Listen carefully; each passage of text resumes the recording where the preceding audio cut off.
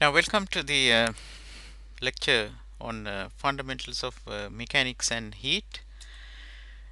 Uh, Now, first we discuss about the force.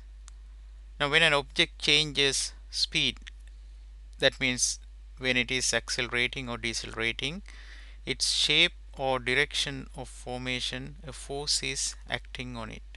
So, it could be either a change in speed or a change of shape or the change of direction of motion. For any of these things to happen, there should be a force acting on it. Simple as that. Now, the force can be represented, if it is a motion, as force which is measured in newtons is equal to mass measured in kilograms multiplied by acceleration measured in meters per second squared. So F is equal to ma is the Newton's second law of motion. And if it is free fall, as we know, free fall in air, then the acceleration will be the gravitational acceleration, which is 9.8 meters per second squared. Then it becomes 9.8 times m. The general equation is F is equal to ma, is the second law of motion proposed by Sir Isaac Newton. Second law, Newton's second law of motion. And then the other important quantity in mechanics for us is the torque. Torque is produced when a force exerts a twisting action on a body, tending to make it rotate.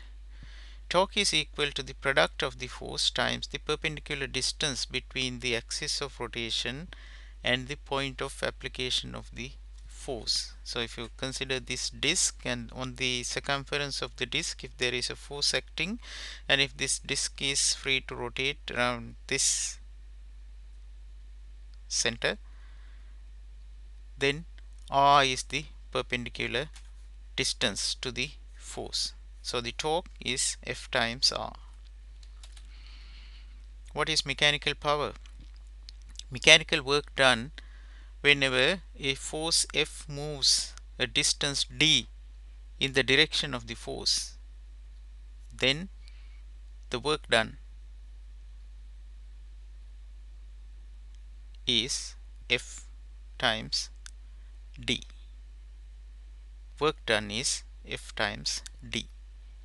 And if it is done at a within a time period of t, then we can talk about power. Power is the rate of doing work or rate of dissipation of energy. So here it is energy or the work done, which is actually measured in joules.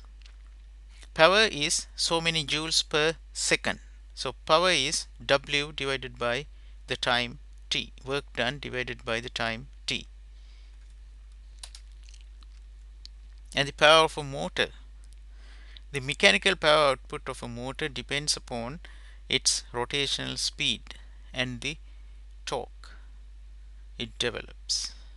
So the power is given by P is equal to N, the rotational speed, times T, the torque, divided by 9.55. Now here N is in RPM. N is in RPM, revolutions per minute. Torque is in Newton meter. Now 9.55 comes into the picture in the process of converting RPM into radians per second. Therefore 9.55 is a constant to take care of units. Exact value is 30 divided by pi. Just use a pen and a paper and scribble it. when you have to convert RPM to radians per second to get the units correct, so that you will get the power in watts. In order to do that, in the process of doing that, you get this 9.55 constant.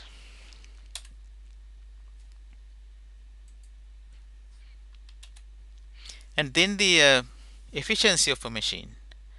Now the efficiency of a machine is given by the equation eta is equal to output power of the machine divided by input power of the machine multiplied by 100.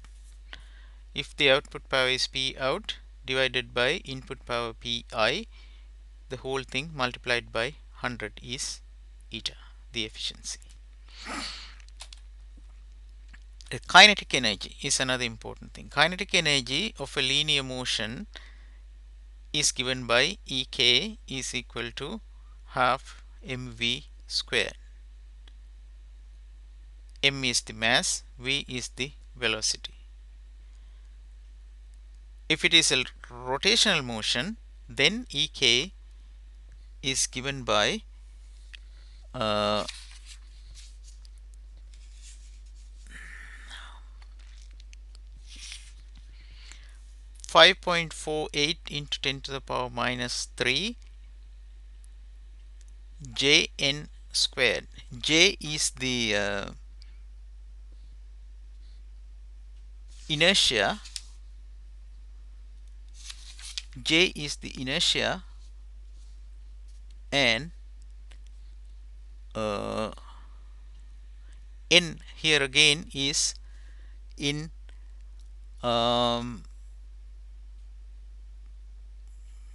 RPM. That's why you get this 5.48 into 10 to the power minus 3 factor in the process of converting RPM into radians per second. That's how you end up with this 5.48 into 10 to the power minus 3 factor. Exact value there again is pi squared divided by 1800. Pi squared divided by 1800 is this 5.48 into 10 to the power minus 3 factor. So that's the kinetic energy of rotation. And then have the torque, inertia, and change in speed relates to each other, because this is important when you think about the acceleration of a motor shaft or a rotor of a motor. The rate of change of speed depend upon the inertia as well as the torque. Torque, inertia, and change in speed is represented or related in delta n, which is the change in speed, is equal to 9.55 times t into delta t divided by j. So here again delta n is the change in speed in RPM. Change in speed in RPM. 9.55 is again this conversion factor from RPM to radians per second. T is the motor torque or the torque applied. Delta t is the time interval during which this change in speed takes place, and j is the moment of inertia of all revolving parts. Now this is again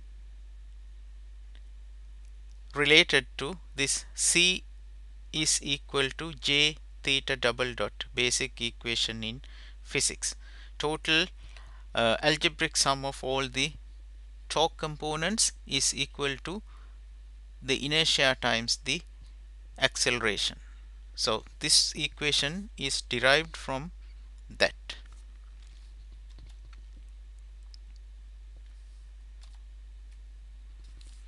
So that's the end of the fundamentals of mechanics and heat. Thank you for that.